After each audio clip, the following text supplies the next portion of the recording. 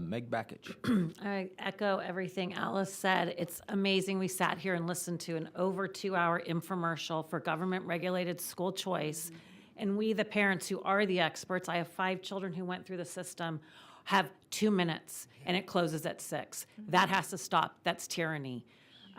Okay, so as far, and the fact that you guys have a software entrepreneur as the commissioner of education that you actually ask educational questions to as if he has ever been in a classroom. He has not.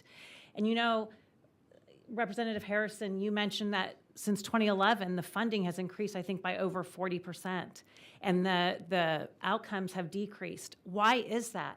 This is not rocket science. We've all been here for over a decade because beginning in 2011, the Republican legislature began passing laws that systematically shifted education away from teachers and textbooks to technology. It shifted away from academics to behavioral, to social and emotional learning, like bills like Senate Bill 123 that mandates the teaching of government character traits. This is absurd.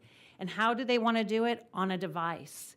And House Bill 1605 is the culmination of everything that's been happening since 2011. So all that money, you know where it's going? One-to-one devices, refreshers. It's not going to teacher pay. My district, I live in Highland Park ISD.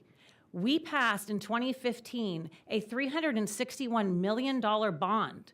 Why? To build 21st century learning schools. What is a 21st century learning school? It's a school that has pods, that's one-to-one devices to create what? Global citizenship. You make a face like you're confused. This is a fact. This is what happened beginning in 2015. Research.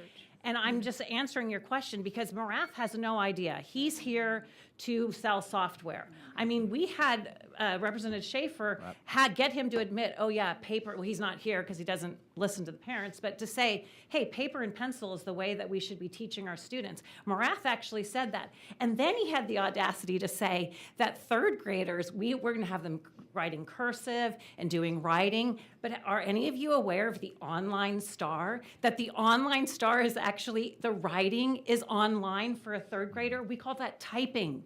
So it's to sit there for the last, however many hours I've had to sit there quietly. I mean, my friend couldn't even rest her eyes. We aren't even allowed to do this anymore because you have so many rules, Chairman Buckley. But you guys need to start asking the parents, to be your invited guests because nobody has questions for us, which tells me you don't really want to solve the problem because at no point has anyone talked about the solutions.